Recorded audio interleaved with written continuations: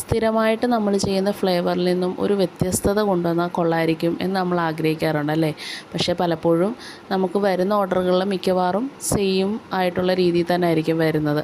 അപ്പോൾ ഈ അടുത്ത് എനിക്ക് വന്നിരുന്ന ഒരു ഓർഡറായിരുന്നു ടെൻഡർ കോക്കനട്ട്. ടെൻഡർ കോക്കനട്ട് വളരെ ചുരുക്കമായിട്ട് എനിക്കങ്ങനെ വരാറുള്ളൂ. എന്നാൽ നല്ല റിവ്യൂവും ഉള്ളൊരു കേക്കാണ് ടെൻഡർ കോക്കനട്ട്. അപ്പം ഇത്തവണ ഓർഡർ തന്നത് എൻ്റെ കൂട്ടുകാരിയായിരുന്നു. അവരുടെ മോളുടെ പിറന്നാളിന് വേണ്ടിയിട്ടായിരുന്നു ഓർഡർ തന്നിട്ടുണ്ടായിരുന്നത്. അപ്പം ആകെ ഉണ്ടായിരുന്ന ഒരു കണ്ടീഷൻ, മോളാണ് വിളിച്ചിട്ട് പറഞ്ഞത്, ആൻറ്റി എനിക്കൊരു പൂച്ചക്കുട്ടിയെ വെക്കണം, പിന്നെ ഒരു ബട്ടർഫ്ലൈ വേണം, 3 ഡയറി മിൽക്ക് വേണം. ഇത്രയായിരുന്നു മോളുടെ ഡിമാൻഡ്.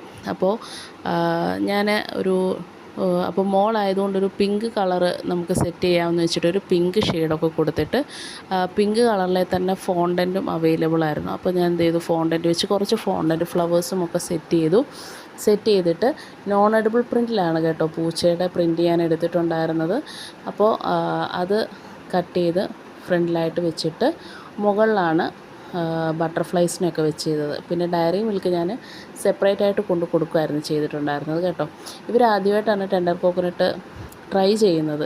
പക്ഷേ അവർക്ക് അത്രമാത്രം ഇഷ്ടപ്പെട്ടു എന്ന് എൻ്റെ അടുത്ത് വിളിച്ചപ്പോൾ പറഞ്ഞു. കാരണം ടെൻഡർ കോക്കനട്ട് കേക്കിൽ എപ്പോഴും നമ്മൾ ആ ടെൻഡർ കോക്കനട്ടിൻ്റെ യഥാർത്ഥ പൾപ്പും ആ ടെൻഡർ കോക്കനട്ട് വാട്ടറും ഒക്കെ യൂസ് ചെയ്ത് കഴിഞ്ഞ് കഴിയുമ്പോൾ ഉണ്ടാകുന്നൊരു ടേസ്റ്റ് അതൊരു അസാധ്യ ടേസ്റ്റ് തന്നെയാണ്.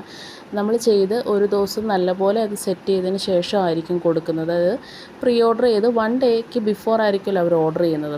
അപ്പോൾ ഒരു ദിവസം ഫുൾ അത് കൂളാക്കാൻ വെച്ചതിന് ശേഷമായിരിക്കും നമ്മൾ കസ്റ്റമറിന് കൊടുക്കുന്നത്.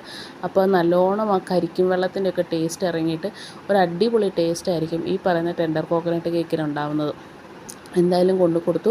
കേക്ക് കഴിച്ച് കുട്ടികളും ഹാപ്പിയായി, വലിയവരും ഹാപ്പിയായി.